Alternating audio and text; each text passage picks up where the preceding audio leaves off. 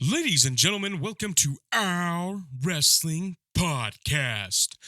So, without further ado, the following podcast is scheduled for one fall, and today's topic, the legacy of Demolition. And don't forget, you can find us on all platforms, including Spotify, Apple Podcasts, Soundcloud, Stitcher, YouTube, and iHeartRadio.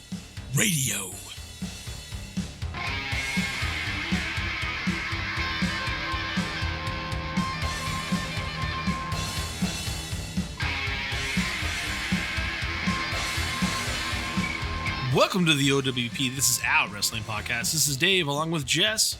Hello, David. And Craig. David, an absolute pleasure. Bringing you our perspective on the world of professional wrestling. No inside sources, no ties to the industry, just stories from the diehards, sharing opinions with you. And now on to our topic today, the legacy of Demolition. Hit us up on Instagram at O.W.P 2019. Click on Linktree. You can find us on several platforms, including Apple, Spotify, SoundCloud, YouTube, iHeartRadio, and Stitcher. What's going on, guys? David, how are you, sir? I am fan-fucking-tastic. You know what? Demolition is so awesome to me. I'm so glad we're doing this. I think it's long overdue.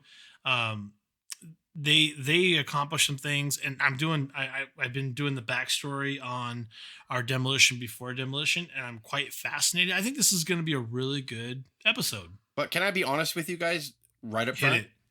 I don't know who Demolition is. Never heard of him. Okay. It's only like your favorite. It's only your favorite tag team ever. Second favorite. Everybody knows Hard Foundation is the greatest tag team ever. Everybody knows that. But not that we're going to get into it too deep right now, but Demolition, Heart Foundation feuds were kind of awesome, yeah? Never heard of it. I've heard of the road Ride that pony in the ground, David. You stupid son of a bitch. No, I'm super jazzed because, they're one of those teams that they were only around for 4 years? What, 87, 88? Not very long. Yeah, 4 years, and Vince, Mr. I don't really give a shit about tag teams, really kind of strapped the rocket to those guys. And we'll get into it, but they're kind of a takeoff of another popular tag team that had already been kind of blazing the trail for years before them. And they still, even with a sort of quote unquote rip-off gimmick, made a legendary name for themselves, and everybody fondly remembers Demolition, so much in fact that there's a major call for them to go in the Hall of Fame, which there also is a reason why they're not in the Hall of Fame, which we'll get to as we go on as well. There you go. I agree. Craig, what do you say? This is the wheelhouse, I think, of my junior high kind of experience. And when I think of my fondest time, the most kind of addicted to wrestling I think it was during this time, and Demolition were on top of it almost the whole time. And to Jess's point, even back then, as young as you were, you still read kind of The Wrestler and Pro Wrestling Illustrated, and what you knew in the very beginning when they first launched was these guys are Road Warrior ripoffs.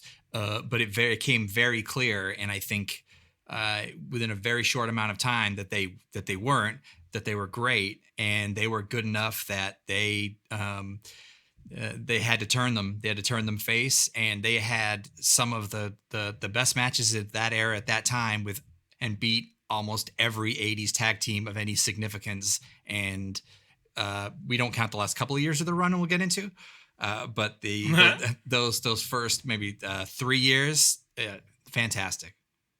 And another fact that's kind of glaring me in the face right now that I never really thought about is they were only in the WWF. They weren't Demolition and jump back anywhere and forth else. or any. Yeah, they were with WWF as Demolition, and that was it. That was for a major promotion anyway. They've done indie work and stuff, but that's the way. Yeah, that's past the point, right? But yeah, yeah. And Axe has the coolest fucking voice. Yeah, I agree, and not to mention the fact that the tag team was only in WWF until Vince said, "Hey, do what you want." If they want to do something independent as Smash or Axe, I don't think anybody's going to say anything. But But before that, they had a lot of history before they became Demolition. And I'll get you into a little bit of backstory. We'll start with Axe, who is also known as Bill Eadie, born in 1947. He's 72 years old now, by the way, if you guys were not aware of that. He was old when they started, to be honest. Like he was always 71. old and he looked old. When Demolition started, he was already old. I agree. He was 65. Because he started in 1972 in NWA as the mass tag teams. He started out as the paramedic, and the tag team was the paramedics. You get it? That's not true. Please tell me that's not true. I swear to God, it's true. I'm not even playing. I can't make this up. I mean, come on. I'm not that good. And he slowly ventured on and said years into the WWF as Bolo Mongol, and in the Mid-Atlantic, he was the masked superstar, and he was quote unquote an Olympic champ. That's what he got most. The Masked Superstar is really one of his. Before Demolition, he was most famed for that.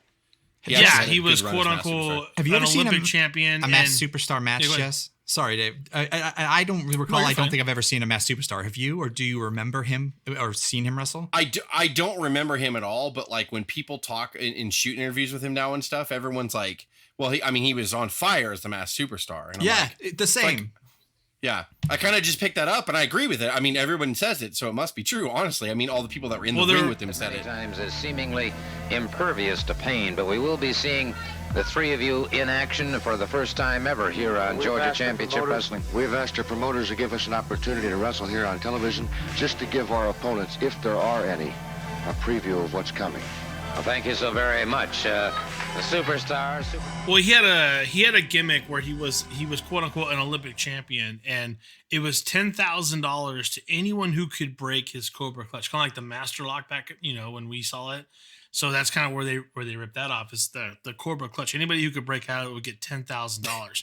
And he was welcome this week to the Sportatorium. Once again, someone tries to break the hold of the Masked Superstar. I will attempt to break the Cobra Clutch. I'm not a plant. Yeah, okay, $500 your way. Probably. Actually, I almost did it. But anyway, what's interesting is in the billing of his back of just Bill Eadie, they say they billed him at 6'3" and 300 pounds. I can't believe he was ever that big, because he must have dropped a lot of weight maybe when he came in as Axe. I mean, as Axe, I would say he was about 275 easy. You think so? Okay. Yeah, I think so. I mean, I was just curious. I'm like 300 pounds. That's the a big height dude, on that? man. 6'3", you said. Okay, Smash that's is about 6'2". right to me. Yeah. That's all right. Right. And just to give you an idea of who he went up against over the years, he went up against Blackjack Mulligan, Wahoo McDaniel, Stan Hansen, Mr. Wrestling 2, Dick Murdoch. And then later on in WWF, he actually faced up against Bob Backlund as a champion, Hulk Hogan as a champion, Sergeant Slaughter before he became champion again, Jimmy Snuka. He was one of the first wrestlers to slam Andre, believe it or not. That is pretty fucking cool if you ask me. David. Mm-hmm. Yeah. Nobody fucking slammed Andre before WrestleMania 3. What in the flying fuck Thank are you, you Jess. saying what are you right talking about? What kind of news source are you getting this from? Get off your... He'd never been beaten. He'd never been knocked off his feet. And he sure as sugar shit, Dave, wasn't slammed before Hogan did at WrestleMania 3. Was axed in Detroit, Michigan in 1987 in the middle of 93,000 people. Did Bill Eadie do that, Dave? Yeah. No, Dave. Jesus. And in 86, he actually became Super Machine with Andre as a tag team for that's where I remember him, time. Craig, to like about, I didn't remember him as Masked Superstar, but I remember him as a Machines. One of the Machines. I didn't know he was I didn't know he was Axe until way after, because he had a mask on. And that's interesting. And then that's where we get into the Demolition phase. But before we do that, let's roll into Smash, who is also Barry Darsow, born in 1959. He is 60 years old now. Really fast. A little tidbit. Really fast. Are you gonna get to the Moondog Spot thing? I don't think so. I'll let you take that when it comes. Yeah, no, it is here now. Moondog Spot was part of a tag. He was an individual wrestler, and he was also part of a tag team. So him and Ed, they came up with the Demolition concept. They were both the members of Demolition. Moondog Spot was Smash originally. Oh, for 2 months. A minute. Yeah, and so the whole thing, the only reason why I bring this up, I mean, it is important to Demolition's legacy, but the only reason why I bring this up is the reason that he gives and other people give on shoot interviews is the reason why Vince decided to go with someone new and bring Smash in is because people would recognize him as Moondog Spot. Let me shoot that shit down. As Moondog Spot, he carried around a big fucking bone, wore jeans that below the knees were like shredded, and he had a big long white beard and long white hair. That was his Moondog Spot gimmick. For Demolition, he shaved his beard off so he could match Axe's face paint, or not match, but similar. Nah, there's more to it. Yeah. Yeah, he cut his hair short and slicked it back. So if anything, he looked more like Axe than Smash did, because the whole thing of Demolition was when they switch around on the ref, it's hard for you to keep track of who they are. No, because Smash ended up having long fucking hair and Axe didn't. And Axe didn't. But like Moondog Spot had the same length that he cut everything. He shaved his beard, cut his hair to the same length as Axe. So he looked like it the most, but the reason is like people are just going to fucking recognize you under black S&M outfits and face paint, and you cut your beard off and you cut your hair short. How much opposite can you be from the Moondog Spot gimmick? And they tell you it's just not going to work out because people are just going to recognize you, bro. And maybe we'll never know what happened, but maybe it just wasn't working. I just wanted to bring that up because like no, you're good. It was a little blip on the radar, but I thought it was funny that the reason why they gave him was because like people are just going to recognize you, bro, from your legendary Moondog Spot gimmick. Like it's so crazy to me. Like how many times do they repackage a wrestler and we know exactly who it is? Like so many times, but this time most people didn't even know Smash was the Repo Man as well. They didn't know it was the same guy. You're right. They just repackaged it. It's all horse shit. Vince apparently didn't have confidence early on in his owning the company. He's like, I don't think I could do it. Repackage someone? I don't think I could do it. Right. What's funny about that whole thing is then the guy who actually became Smash, no one ever said in the history of all his gimmicks after that said like, do you think they might remind you of Smash? He had 50 gimmicks out of Smash. Like, never an issue with the guy who then eventually replaced Moondog. Vince, we're thinking about putting Barry in a repo gimmick or whatever. No way. People are gonna know he's Smash right away. Yeah, it's iconic. No. Yeah. So getting back to Smash a little bit, 60 years old to this point, born in 59.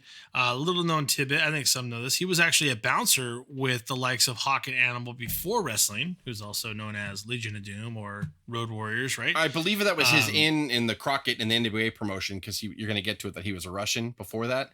There's a lot of that. So Hawk and Animal helped him. He started in 83 in Hawaii as Sar Mongo. He bounced around for a little bit. He was in Mid-South as Crusher Darso. He was a Soviet sympathizer. He tagged up with Nikolai Volkov. Then he changed his name to Crusher Khrushchev. He was a Mid-South TV champion there. He lost it to Terry Taylor, who was also known as... the Birdman, no. The Red Rooster, baby. Okay. Yeah. On that one. Then he went on to Florida Championship Wrestling. He teamed with Jim Neidhart, believe it or not. That's kind of cool. And they became the U.S. tag champs there. And then he moved on to Crockett from 85 to 87. You weren't shit unless you went through Florida Championship Wrestling. You were not a motherfucker. Shit. Yeah. You don't belong in this sport. He became NWA Tag Champs, 1/3, by the way, with the Koloffs. This is kind of where they went to Freebird rules on that. And then he wrestled with the likes of Rock and Roll Express, the Road Warriors. And in November of 85, he actually won the NWA Mid-Atlantic Heavyweight title. Blew his knee out. Had to drop it, by the way. It's kind of interesting. He was a heavyweight champ. Anyway, that's kind of cool, right? And then he helped Nikita defeat Magnum TA for that same title. And then we all know what happened to Magnum TA. He is in our what was the title of that? In our archive, Jess? Best on the 7th. Nephew Nikita will beat you 4 straight and remain United States heavyweight champion. Question. Ivan, it's been a long time since I've been out here, but my dream has come true. And the reason why is because of you, Ivan, and all my other comrades. I'm here for one reason, and that is to search and destroy, and to get that World Six-Man Cup back. Every day I laid in that hospital room, I thought Road Warriors, Dusty Rhodes, Magnum TA, Wahoo McDaniels, and my dream has finally come true. I'm here. I'm bigger. I'm stronger. I'm 110%. So when it comes to the greatest wrestlers to never win the world title. Greatest wrestlers never won the world title, and that's because Magnum TA got in that car wreck, and he actually helped Magnum's partner, go ahead and kind of turned on the Koloffs later on. But then he became U.S. tag champs with Ivan even before that. And then he moved on to the WWF. And that is where we got that formation early push. Jess already kind of discussed that a little bit. And we had, what was it? Randy, is it Coley or is it Colley? It's Colley. Right? Randy Colley. Yeah, Randy Colley and Billy D created Demolition and worked for WWF, and they debuted as that team in 87, January 17th, with Superstar. I'm sorry, in the addition of Superstars. And they defeated the team of Salvatore Bolimo and Mario Mancini. So can we just say prelims? David, top-notch. Top-notch shit. That's fucking WrestleMania action right there, right? So, but to Jess's point, that did not last very long. After a few matches, Colley was replaced with Barry Darsow, and a match that aired on February of 87 edition of Superstars. And there was a video shoot with them, and Edie said that Colley was replaced because he was too recognizable to the fans as a man of Moondog Rex. So stupid. I mean, yeah, it's absolutely phenomenal, right? So they pitched some potential replacements, but I mean, at the end of the day, they felt that fans would not recognize Darsow. He'd been working for Crockett. We talked about Khrushchev Khrushchev, and Nikita Koloff that he worked behind. And they became known for their aggressive style in the ring when they dominated their matches. There was a lot of double axe handles over the back, was it not? I mean, and a lot of slamming their foot on the, in the ring. It was very impressive. Yeah. And the big part here, the big takeaway from Demolition is they did have some okay matches, good matches. And I'm not shitting on them, but I have a point. If they were in the era now of 50-50 booking, Demolition would just fall flat in like 2 months. They needed those prelim. How many Saturday mornings or Sunday mornings did we watch? Did they just destroy people? But you saw the red welts on the back of the prelim. They were beating up, and the camera and Vince McMahon would be like, "Oh my, look at Mike Johnson's back," and it's just like, what a maneuver. And Ventura would be like, "Oh, that's brutal," and they needed prelim wrestlers to put this gimmick over because they were just brawlers. So everybody knows that when you fight a superstar, you go a lot easier. It's the Yokozuna splash effect. When he used to do the sit down bomb on people, he would murder prelims, but when he would do it to Brett or Hogan, Yoko would totally put his feet down first and land like a feather on him. He would barely touch him. Same thing with Earthquake, everything. But yet, if you didn't have prelims that Yokozuna murdered, you would not believe in his aura more. Demolition was the same thing. By having these prelims that they beat the shit out of that we would watch on Saturday mornings, they would beat him up so bad that Smash would beat the shit out of him and grab the opponent, walk him over to his other opponent and throw him in the corner and be like, tag him. And then he would tag the opponent and they'd beat the shit out of him. So it's just crazy. You can't do that against superstars every week because you get 50-50 booking when you do that. But because they use these prelims the right way, this is the perfect example to show you that this got Demolition's character over in the early months that they were trying to push the gimmick. Without the prelim victories, I don't know if Demolition would have been any different from anybody else. They might have just been Road Warrior wannabes but it's those prelims, man, that you would see get beat every week. And you're like, God, these fucking guys. Look at Weren't Saturday mornings just the best, Craig? Yeah. I mean, in 3 or 4 months of it, you saw 6 weeks of probably vignettes that they were coming. And then when they showed up to the ring in this Mad Max looking zombie warrior kind of getup, and with those leather masks too. So I think a little bit of, they'll say that it was more Friday the 13th Jason kind of influence. But when they just kept beating the snot week after week after week, and there's nothing better at beating the snot out of you than front axe handles, back axe handles, forearms to the chest, forearms to the back, and just. And they were both strong as hell, all of them. So they could throw you around too and look the part. And so by the time 3 or 4 months went by of them just beating the tar out of people, you believed they could beat the tar out of people. And it made them to where, and to Jess's point, you've seen a couple tag teams come and go that look like that they once were overwhelming, and they come in and on the big stage and do the 50-50 booking. They just do not last. But they play Demolition perfectly. Yeah, of course. Yeah. Orchestrating all of it. What are they trying to do here? Send the message to somebody? Boom! Brady Boone is coming back in. Boone hammering away. Oh no, the double team him again. Well, here's a gutsy young man, though. He came back, but look what's happening to him now. That's a stupid young man. He was out on the floor where he was nice and safe, but he figures he's got to come back in there and get some more. He's a tough competitor. That's what he is. pass. Double. Look at this. Yeah, good example. But to your point, once everybody believed it and they're brutalizing people like Brady Boone and other people, then they get wins over people like the Killer Bees, Brenzel and Blair, right? They get wins over the Rougeaus, the British Bulldogs, the Young Stallions, which, by the way, that's another prelim tag. But so Roma and Powers, I know, I love them too. I love them. The Islanders and even the Can-Am Connection with Martel and Zink. So they're beating all of these people on the way, and then they get into their pay-per-view debut at Survivor Series, an elimination tag match where 5 baby faces face 5 heels, and Demolition was part of that heel group. They were disqualified over shoving Dave Hebner, but I think that's a safe face. They don't want them to get beat, and it's easy to get them out of there because they had plans for them, right? Which is the tag team title reigns, right, Jess? Yeah, I mean, it jumps. They were prepping him for sure. And then once the Strikeforce won it, I mean, obviously, WWF was never like a face versus face or heel versus heel territory. They would break those rules here and there. But yeah, once I saw Demolition kind of start swelling up bigger in like the beginning of '88, I was like, oh, yeah. And then when they announced the match at WrestleMania 4 that they would be challenging Strikeforce for the tag titles, I was like, we're going to do champions. Even as a young kid, I knew it. I'm like, it's over. Because they had been baiting you before. Every time they would get up to these bigger teams, and this is just a Vince thing, it's like Vince did not like heels to go over clean and look too dominant. So basically it's like, yeah, they would kill these prelims, but when they would start beating teams like the Killer Bees and stuff, they would use like little Mr. Fuji tactics. They would use Fuji's cane. They would do stuff like that. So that was Vince's little like, heels got to be heels, pal. They can't be, they can't win fair. And to your point, that's how they won. And Craig, jump in any time here, but I believe, and maybe this is more obvious than I think, the heavyweight championship was for the face, but the tag champ and the IC championships were always for the heels, and the heels could win however they wanted to. That was your legitimate babyface chase that other federations did on the main stage.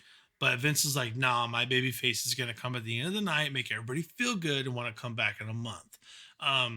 Thoughts on that? Because, you think, Hogan's running the show here, right? I mean, for years. But at this point, I mean, to your point, Jess, Demolition win here with a cane. They use Mr. Fuji's cane over the back, and they beat these guys, in a match, and it's a total cheap victory. It's a heel victory. I mean, do you guys feel that's the formula for Vince at this point? The tag champs, the IC champs belong to the heels where the faces chase. But the heavyweight championship is the feel-good moment. And he's still holding on to the crowd. Fuji now up on the apron. He's getting clobbered. Uh-oh, he's got the cane and the referee. Oh, the referee never saw that. Nailed him with a cane right across the neck. Referee's down there looking. He's hurt. Fuji's down. If the ref gets up, Martel's covered. He sees it. 2. It's over. I mean, that could be a byproduct too of they all had managers at that point too. Vince put a manager with every heel tag team, because I think if you think about tag teams, it's guys that potentially couldn't succeed on their own as of yet, and maybe what's lacking with them is their promo skills, or they're just not at that it factor yet. So every tag team had a manager to be their voice, which I don't know if Demolition really needed.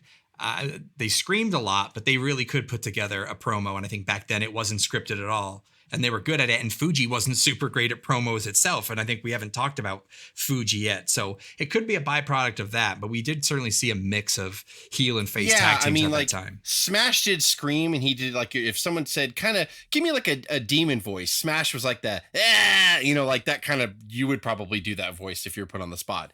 Axe had this amazing like gravel, like just, I can't even do it. Like he was just like this gravelly. Monsoon would say it perfect all the time on commentary. It's like he has razor blades in his throat. And Gorilla Monsoon would say that all the time. And that Axe had the coolest voice. Like, and it was like, even as a kid, I was like, God damn, that guy, like, and he pointing at the camera when he's talking to you and fucking threatening you and your life. Someone who like, smoked 2 packs a day. Yeah. Yeah. Like, and so Axe had, go ahead. We might have said to each other at one point, like, did Axe get his throat removed? Like, what did, like, it looks like it's like, maybe he lost it at a bar fight. Like, he can't really speak and that's how he speaks.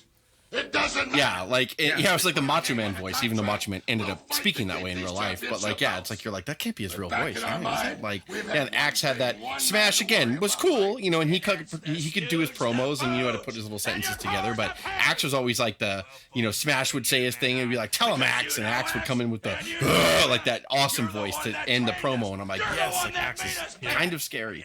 And I someone had said he was actually from Minnesota and had a pretty thick Minnesotan accent, so he screamed or put that affect on it slower and louder to avoid that. But I don't know. I'd never heard him to get rid of it. I've never heard a quiet Axe speak in a Minnesota voice. So now I want to hear it. God damn it, Craig. I always want what I can't have. You know. Well, my first couple of years with Demolition and Smash. What did the Axe sound like? It's like Harry Tyson talk for the first time. You're like, that was a letdown. Yeah, Ed, go ahead and tell us about the first time. Well, when I first met Smash, I was like, we're gonna go together like 2 peas in a pod. Are we not? Like, like he's well, let's play one of your promos from WWF. Let me tell you something. Like it's one day we were which just is like most wrestlers.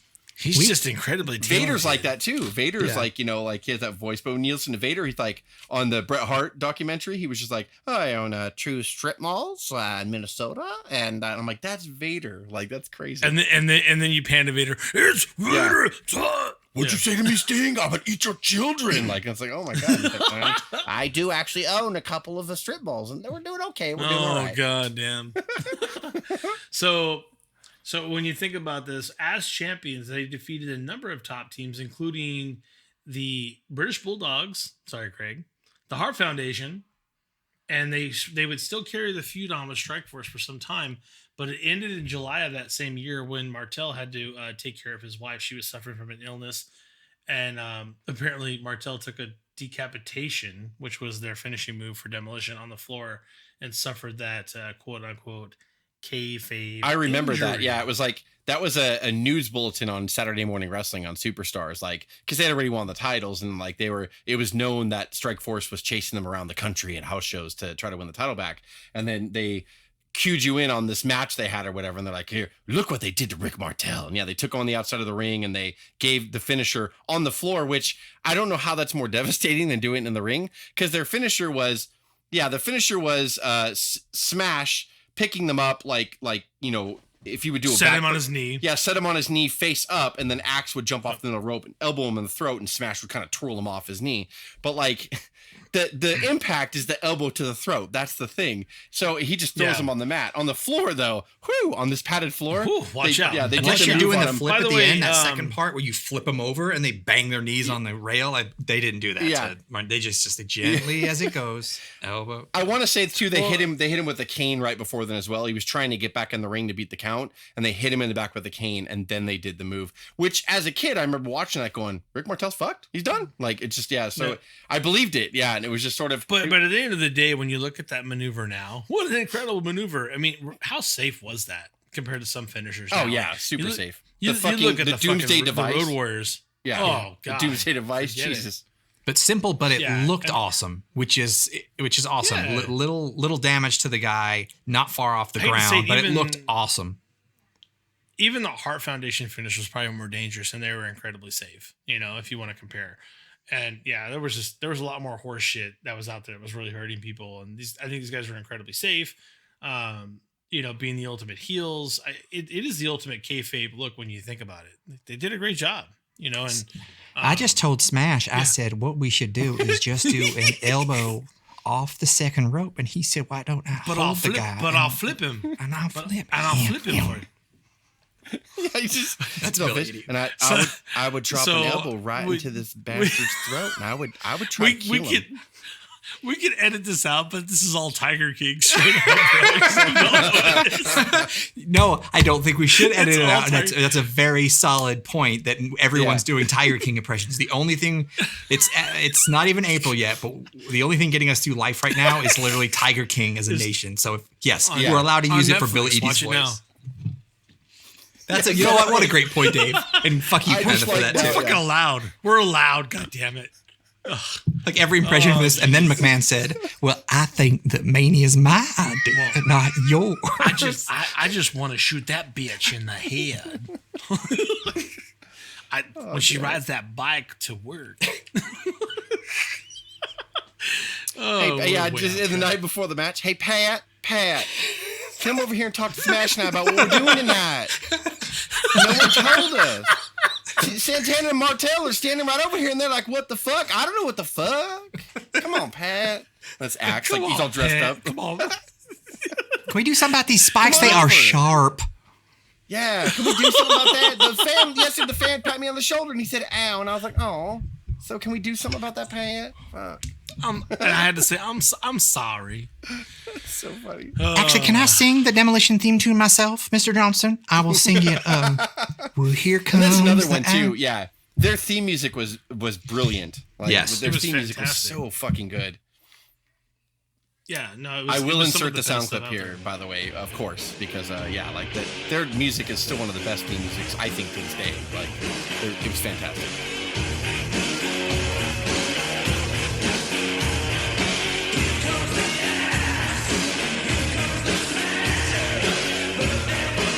Was it Jimmy Hart or Jim Johnston, I wonder? Might have been Jimmy Hart. I think it was Jim Johnston. I don't think he sang it, but I think he wrote it. I could be wrong about because it was on the Pile Driver album, and they did like a vignette of like their promo video, which like intercut nuclear war and stuff. And I think all they had at the time was like Superstars footage from them, so it's just them beating the shit out of prelims, interspersed with like a and then like bomb. the Hindenburg crashing, and then and then Smash. And that was a world going, premiere. Get him, Smash. You better cut to it. You got to cut to that promo for sure. Yeah. So in the summer of '88, the Powers of Pain, the Warlord and the Barbarian, which these guys, you think Axe and Smasher, they were Road Warrior huge. wannabes for Pete's sake. Oh my God, this is the real wannabes. These guys were massive. I want to say they were close to 600 pounds combined. I mean, if not over that. Entered the WWF at that time. They challenged them for the tag team championships. And during an elimination tag team match at the '88 Survivor Series, Fuji attacks Demolition and joins forces with the Powers of Pain, which is that double churn.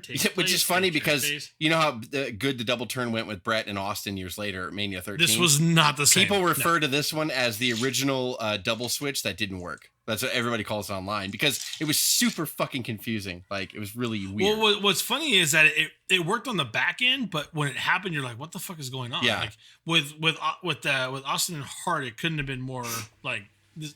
It was just everybody understood. I think it threw people. This one, you're like, it threw people because I think as Powers of Pain picked up Mr. Fuji, like the audience kind of heard them say, like, "Are you okay, Mr. Fuji? You seem like you're hurt a little bit. I'm gonna get you up and okay. All right, I'm gonna burst this off your shoulder. You like to be friends with us, Warlord and Barbarian?" Like when he whispers to people like in the ring, like, when people talk to someone in the ring, like just you hear Axe every now and then going like, "Duck the clothesline backdrop. Come on, we've been over this." He's talking to the guy in the ring. We've gone way off the rails. Barbie. I told you after the clothesline, pick Fuji up and then hip toss me. Shit. So they do Smash, give me the boot. Out. Like he goes back into character. They do straighten it out because Fuji says when they won the titles, he said that Demolition had become insubordinate and disrespectful, whereas the Powers of Pain would be utterly obedient and loyal, right? Fuji's a liar. Demolition denounced their former manager as a parasite. He's Fuji the Stooge. Remember those? They also squared off against each other as entrants 1 and 2 in the Royal Rumble at the Summit in Houston '89, tearing into each other for that full 2 minutes. And then finally, Andre joins, and once again joined as Demolition and targeted Andre. The very first pay-per-view Royal Rumble, I thought that was a brilliant booking move, having those two like just go at it because square off. Their characters were defined, but they were undefined, meaning like you knew they weren't going to have two separate voices. Like in other words, you knew they booked this to not show a split was coming. They booked it just because like they knew like, no, these guys don't care. Like, so yeah, like it was really cool. And you got that. Even when I saw them come down as number 1 and 2, I never thought they were trying to tease a split. I thought that, no, they want to hurt people. So they're the only 2 in front of each other. So let's fucking hurt each other. Like it was really cool. Well, like, they made it very clear once Andre came in that they were still a team. Yeah. I can't stop the fucking voice in my head. I'm sorry. Wait, actually, when you said they hadn't found their voices yet, I imagined that, like yelling at each other, like "I'm gonna get you, Smash Axe! I'm gonna get you." Let's get Andre now. Let's get Andre. Oh, he's big. I saw a tiger. He's big. You're always so lost in here, Barry. I tell you all the time what we're gonna do when you just stand there. Hey, Andre. Andre, can you help Barry a little bit? Can he just choke you against the ropes to stall a little bit? Because we got to figure out what the fuck we're doing. You are one tall drink of water, Mr. Frenchman. Andre, if you don't just get bigger every time I see you, hi. Like when he comes in the Royal Rumble, like, oh my God, I love it. I don't know how we came up with this voice. Tiger King on Netflix now. So, interesting enough, so Demolition defeats the Powers of Pain and Fuji in a tag team handicap match at WrestleMania 5 to retain those WWF World Tag Team Championships. They caught Fuji in the Demolition decapitation, which what an ultimate ending to your former manager churning on you. Like, to be but able to going pin back him to is like pretty a awesome. wrestling standpoint, why the fuck protect the Powers of Pain at this point? They didn't do anything with them afterwards. But they make them beat Fuji. I get it, to get revenge because Fuji turned on him back at Survivor Series, so it was a revenge thing. I think they had plans for him, Jess, too, but it just never materialized. They weren't good enough. We know that. Yeah, Powers of Pain just didn't really stir my drink, if you know what I'm saying. Yeah, they never got past the mid card heel status, right? But that day when that all happened, meanwhile, though, excuse me, I didn't mean to cut you off. However, meanwhile, we talked about them winning the tag titles at WrestleMania 4 from Strikeforce, and you just said they defended it against the Powers of Pain and Fuji at Mania 5, tag team champions for a year. Like that's a pretty big deal. We're talking about well, they not only for a year, but they broke the 370-day record of the Valiant brothers, Jimmy and Johnny. So on May 12th, Demolition's reign exceeded the 409-day third reign of the fabulous Kangaroos. Oh, smash. What? With the WWF United States Tag Team Championships, thus becoming the longest running holders of any tag team championship. Oh, smash. I'm so happy. History of the McMahon era. We are such a good team. Yep. I don't know why poor action. So their total reign would last 478 days. Oh. I mean, that's amazing, right? So it was the longest record until the New Day broke it in 2016. Pretty cool. The New Day, pretty cool. And it still stands as the specific record for the classic World Tag Team title. So it'll never be broken, just so y'all know. But after WrestleMania 5, Demolition started a feud with the Twin Towers, Akeem and the Big Boss Man, and then a feud with the Brainbusters. Oh, it's so good. Arn Anderson and Tully Blanchard, so underrated. Managed by Bobby the Brain Heenan at that time. But at 1989, at Saturday Night's main event, the Brainbusters actually defeated Demolition by disqualification, and they finally dropped the titles to the Brainbusters in a 2 out of 3 falls match on the July 29th Saturday Night's main event, following outside interference from Andre the Giant. Oh, God. Like when breaking, Andre was always breaking in case of emergency. Like when he was getting old and hobbled, it was just like Vince was like, Andre was like, "What am I doing tonight, boss?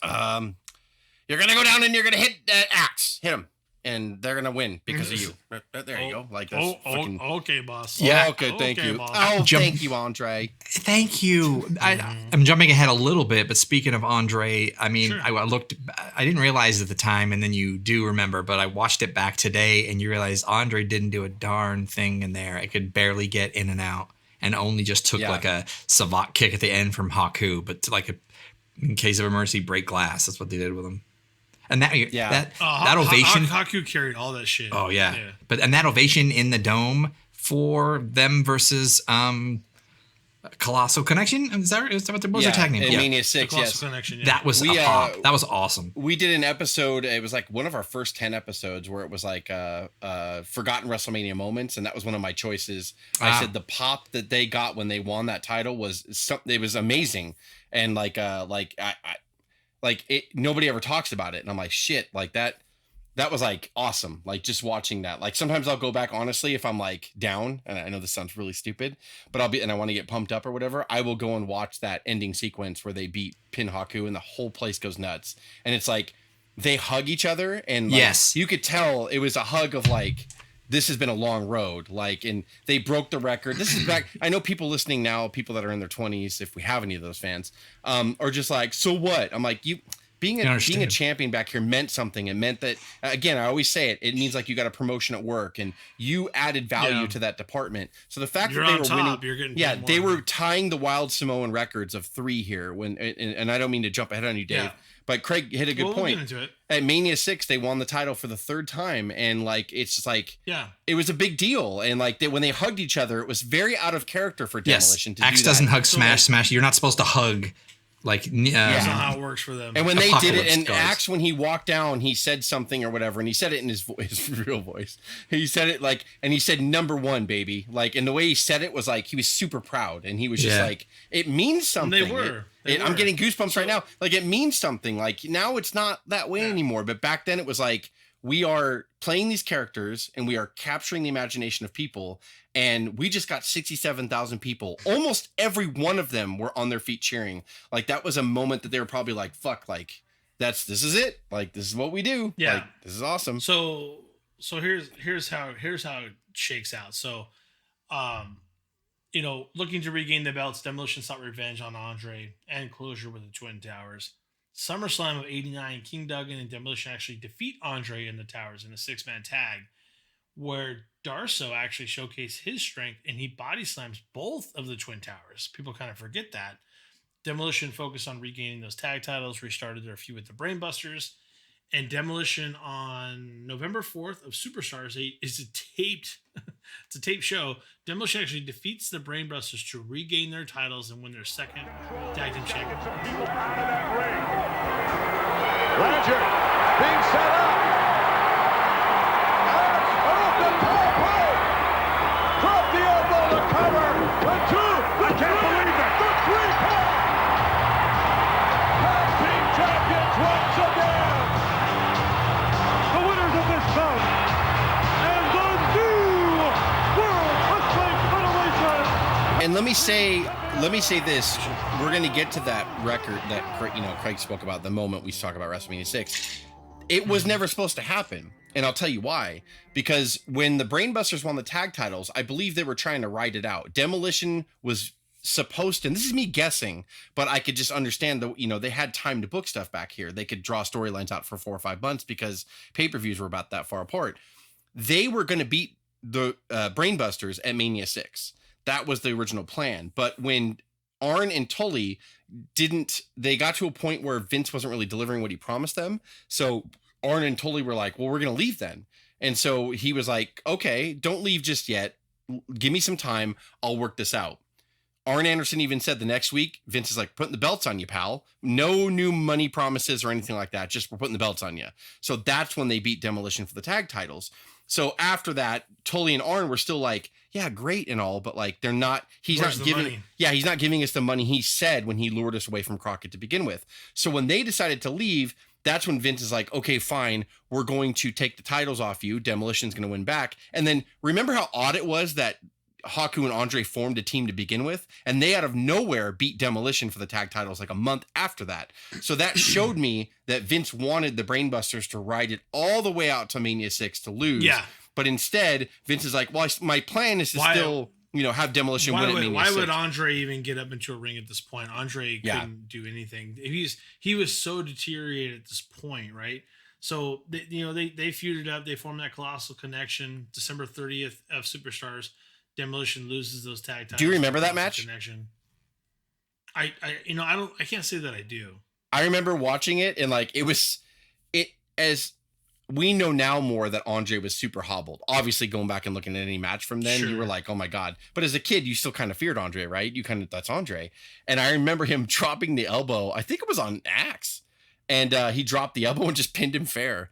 And we were just like, Andre did. Yeah, Andre did. We're like, what? We're like, what the fuck just happened right now? Which further again shows me that Brainbusters were supposed to ride it all the way through, but because they left. Yeah.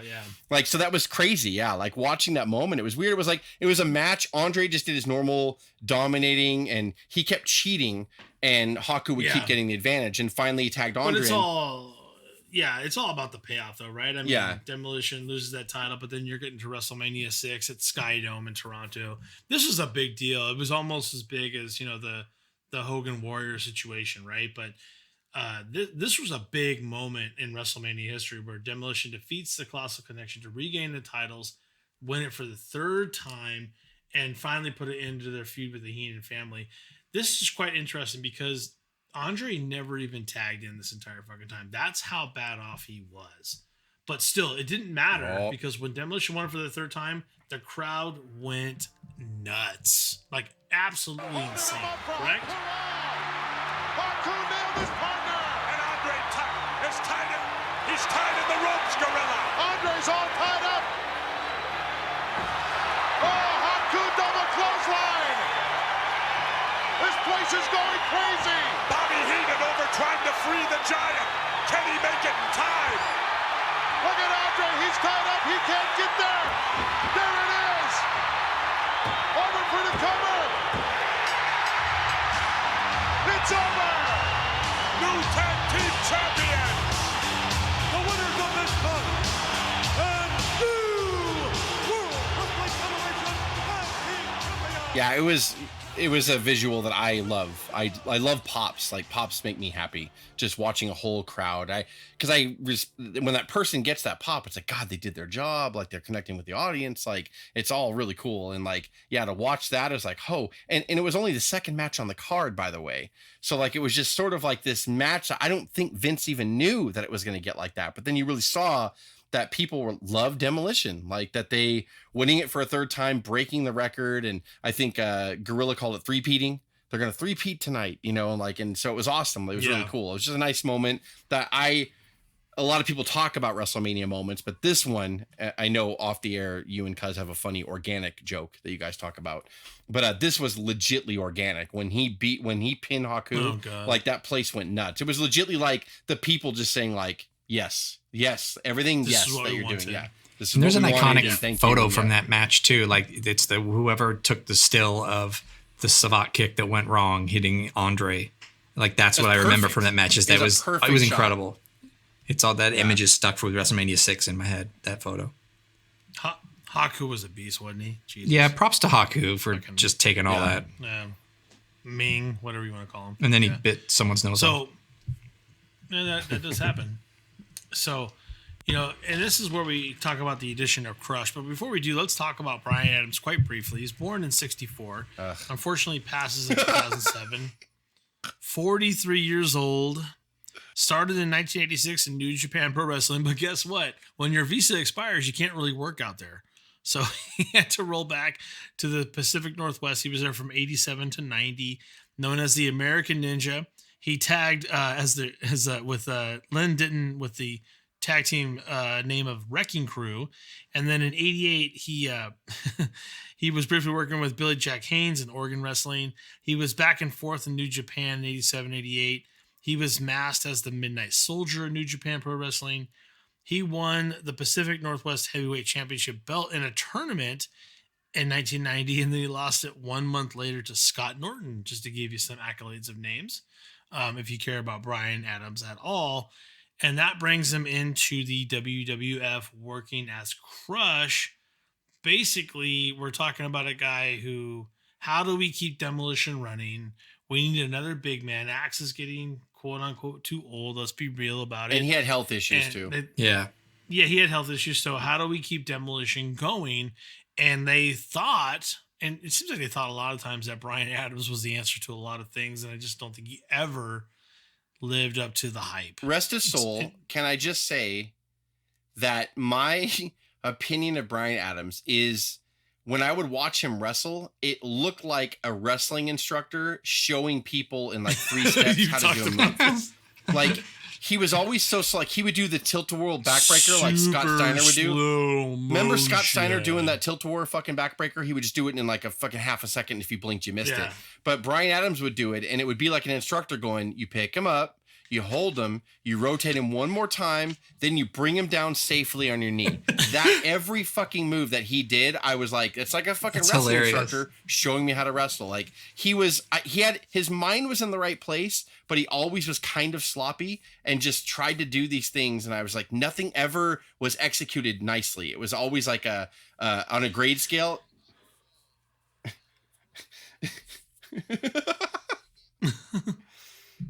They're all, you're live on tape right now. He's like, what? To his credit, the amount of strength that must have taken to do that is amazing. But he was a big, impressive looking guy. But yeah, he was just so noticeably a notch below Axe and Smash's work rate when you would watch him in 1990 when he became part of it. Yeah. I like the demolition or the Freebird rule thing. I thought that was a cool thing. Love that. And they instantly they kind of turned him heel for no reason. And it just sort of happened when the Hearts became number one contenders. They were like, well, obviously we got to turn Demolition heel, which they were heel before. But I don't know. I was just sort of bummed out. After that high moment at WrestleMania 6, like I felt Axe and Smash could have kept going, but you're right. Like with health restrictions and stuff on Axe and him just kind of getting older, like they had to bring someone else in. Turn him heel, I guess. But I mean, I love that the Hart Foundation, got the moment in the sun and it was a cool feud. But, as young as I was, I still was like, this is the end of Demolition. They ceased to kind of have any relevance. You even knew it then. Personally, I don't think we back then, I don't remember buying it for a second that this was a cool thing. I think you could. Yeah. Well, this is an entire opinion of mine, and maybe this makes sense, but I always felt at that moment and even later to this day that Axe himself was the true heart of Demolition. He drove that. So when he couldn't put it in the ring anymore, that's when it's over. They tried. Yeah, that's true, because Axe really was, even like vocally, you could hear him in the ring and everything, like just like, he was sort of like the general in that ring. And I think, he set the tone every night. Yeah. Putting on. Craig, what are you laughing about, buddy? Because we want to do the voice. Hey, buddy. I was just thinking of Axe being the ring general with the voice. It's not important. Sorry. Continue. Like just getting irritated. Smash! Like just mad and Smash like, what? Do what I told you to do. If you're not going to listen, let's just go back behind that curtain and just forget it. Yeah, bring him in the corner. You know what? We're broken up. I don't want to do this anymore if you don't want to do this. It's just not worth our time. Your face paint looks terrible. So, and let's be real about it. So Axe falling off is a big deal, but there's another big deal that comes in too. Who comes in shortly after the Freebird rules come into play? We're talking about the Legion of Doom, who's really just the Road Warriors, who we all know Demolition pretty much played off of, right? So their popularity begins to decline. The Legion of Doom comes in and just assumes the role. But they're summer. I don't know if did you mention SummerSlam 90 yet? Sorry. I was too busy laughing at the effeminate voice. Sorry, I mean... He did not mention it yet. You guys kind of brought it up, but you did. You guys kind of brought it up where the Hart Foundation does take them out at SummerSlam of 1990. So we knew at that point they're losing the titles. That match was very good. It was a 2 out of 3 falls match. I thought it was very good. It was a very nice story they told. Axe was he kept coming down the ring. He would hide in another ring and then, Smash. He would substitute in and they wouldn't notice. Like you can't notice the difference between fucking Crush and Axe. Both Crush and Smash had the long hair. So, okay, even though Crush was like 9 feet tall, I believe that. Big. But Axe would get in there with his short hair and shit and no knee pads. And he'd just climb in there and the ref's like, oh, he looks like Smash to me. And just keep going. It's kind of silly, but I get what they were doing or whatever. Yeah. But to Dave's point, LOD came down, place went nuts. They pulled Axe from the outside of the ring to expose him. So the ref's like, huh? And then in that confusion, they were on the third fall. They'd already settled 2 falls in the 2 out of 3 fall match. Sure. And then Brett pinned Smash and the place went nuts. And that was a great moment. Even though Demolition loses the belts here for the final time, it was a good moment for the Hart Foundation. It was a great match. SummerSlam 90, if you get a chance, go back and watch it. It's worth the watch for sure. It's a good match.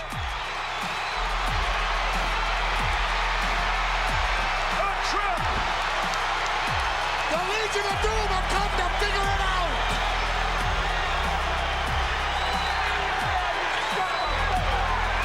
The match is still in progress! 1, 2, 3!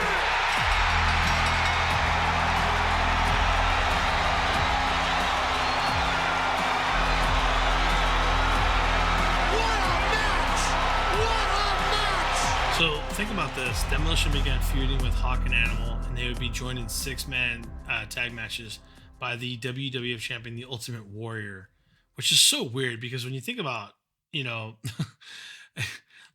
about the amount of beef in that ring, bro. I mean, just like 900 pounds of ridiculousness on a 3-man tag match.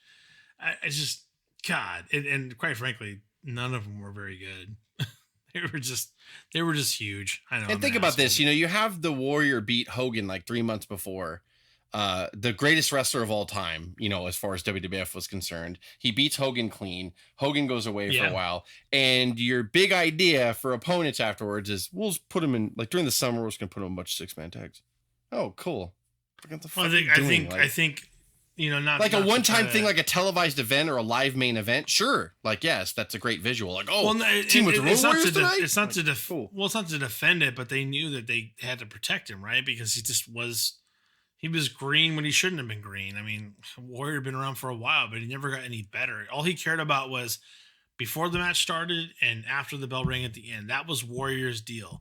In between the match didn't matter to him. I mean, that's the Ultimate Warrior in a nutshell. It doesn't matter.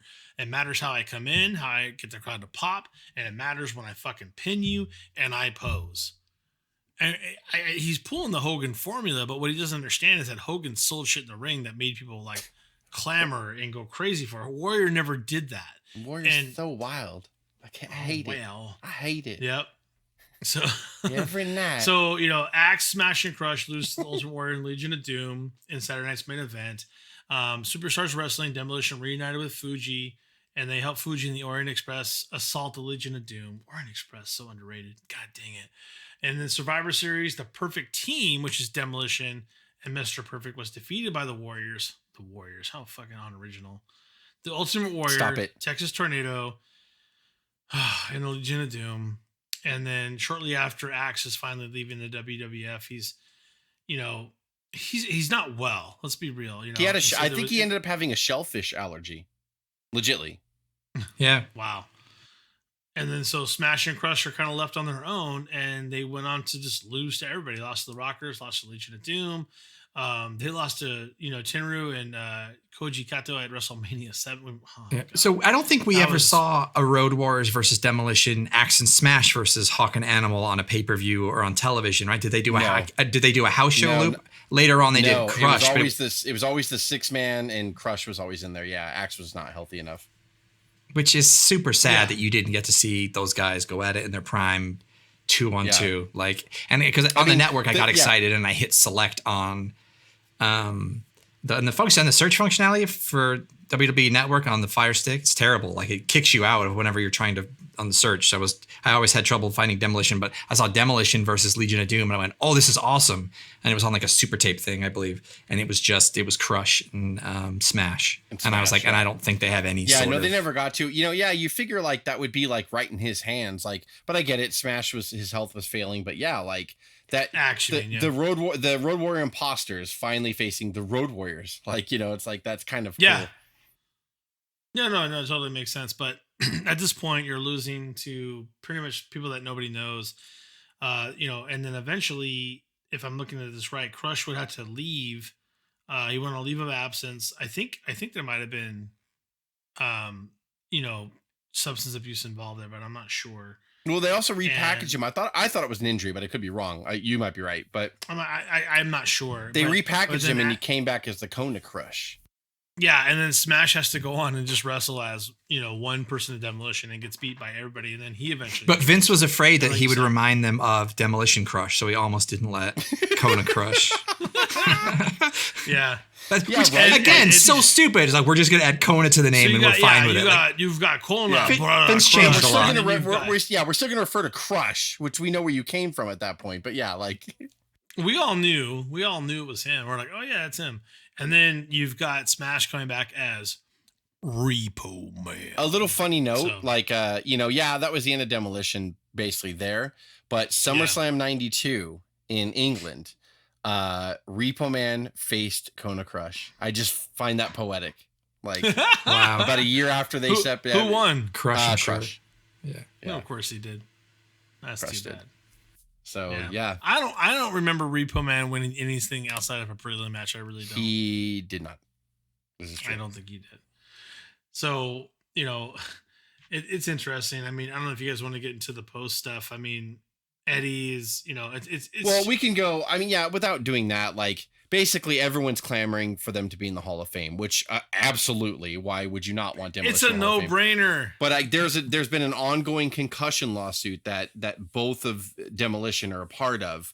That WWE neglected people back in the day when they had concussions. They would intimidate them to go out and work anyway, and blah blah blah. So they're part of that whole lawsuit right now. So unfortunately, because they are part of that lawsuit, that is why the WWE is not allowing them into the Hall of Fame. I hope one day that they settle and they figure it out, because I mean, I know everybody says it about so many different people, but Demolition deserve to be in the Hall of Fame. They deserve to have some airtime on today's Monday Night Raw and SmackDown, referencing them, talking about them and with their influence on tag wrestling. And like, really, like, I mean, it's like, it's long overdue. I understand why it's not happened, but Demolition needs to be in the fucking Hall of Fame. Come on. I honestly thought they were there Yeah. until today when I found out. I was like, shit, that's right. They are not in the Hall of Fame. That's Yeah. So, an interesting, well, it's a tragic side note, to say the least, but on August 13th, 2007, Bryan Adams was found unconscious in his Tampa, Florida home. A lot of mixtures of different drugs and other issues in the system. His wife found him not breathing, summoned paramedics. The wrestler could not be revived. He was pronounced dead at the scene. And they say they couldn't determine a cause of death. They noted no signs of injury, obviously, which leads to the drugs in the system. He was only 47 years old, if I'm not mistaken. Oh, hold on. Sorry, 43 years old at the time. I mean, gosh, I'm a year away from that. God. I just turned 43. Yeah, it's insane when you think about that. So there's a lot going on there, but this leads to the question, when they get inducted into the Hall of Fame, it will happen. I think they'll work it out. They worked it out with people with more troublesome past. Does Crush get inducted with them? Gets a little Kona love. I think that, I mean, yes, because the NWO this year is going in instead of Hogan, Hall, and Nash. And if you're going to put a fourth person, it should be Bischoff, but they're throwing 6 in there. So to me, I'm like, why not? I get it. Just if that, you know what I mean? That's like an example of what WWE does. that means 6 is a 2-time Hall of Famer, right? Exactly. Yes. Because And he's in with but DX as well. not in it individually. 6 is the only person to be in the WWE Hall of Fame 2 times, but never as a singles wrestler. The first one was for DX, wow. and this one will be for the NWO. Yeah. So who's going to hold the most Hall of? Well, 6, just like we just talked about, 6. He jumped right in there. If he gets put in individually, that's 3. Yeah, but Triple H will be in there 3 or 4 times. Evolution will get inducted. It'll happen. Oh, sure. Yeah, of course. And so will Flair, and then Flair will be a 4-time or 3-time? 3-time. Because the Horsemen are in, yeah? Yeah, Horsemen are in. Flair's in individually. Hogan's going in for the second time with NWO. Yeah. Brett's in it twice. Brett's in it with the Hart Foundation and as himself. Yeah. Yep. So it's interesting stuff. No, Anything else? Yeah, I just fondly remember them. Like Demolition was really cool, and like that was an intense period, and it just also showed you that they came around the right time in the sense of like that nucleus from 87, which was like the peak of the WWF boom period at the time, all the way till, I mean, really they petered out in 91, but I mean, really Axe stopped wrestling in 90. With them, he just kind of came down to the ring. So like, and would occasionally team with them. So I mean, like really from 87 to 90, like that was like that 3-year, just that hardcore period that they became 3-time tag champions, first reign being over a year, and becoming legends. Like at that point, that's pretty intense, and they legitimately deserve it. WWE was behind them, or WWF was behind them, but at the same time, like Action Smash, they owned that gimmick and they pushed themselves through, and they did a lot of cool things. Like we talk about Axe's voice, not his real voice, not the one we make, but the razor blade in the throat voice, and Smash is just, Smash would do the tongue, and he would make sure his tongue was painted red and everything, and that was just awesome. Like they knew like how to feed off each other when they interviewed the other buddy. While one was talking, the other one would be making faces, and like, yeah, they just were really cool together. And Fuji was a big part of that. Maybe they go into Hall of Fame with Fuji as well.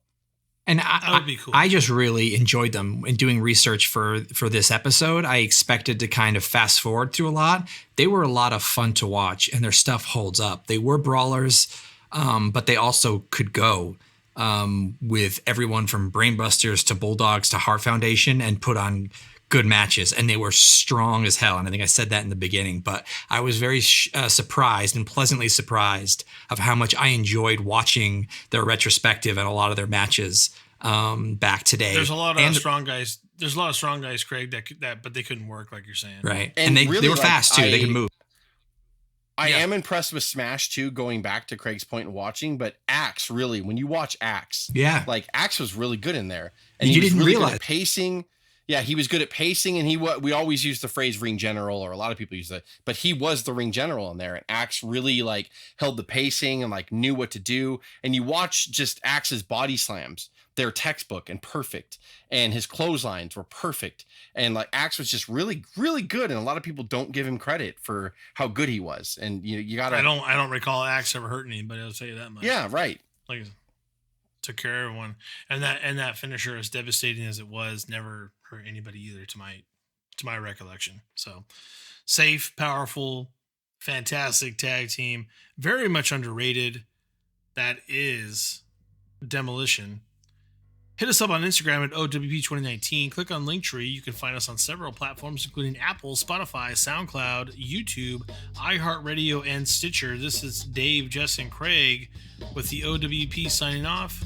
Have a good one.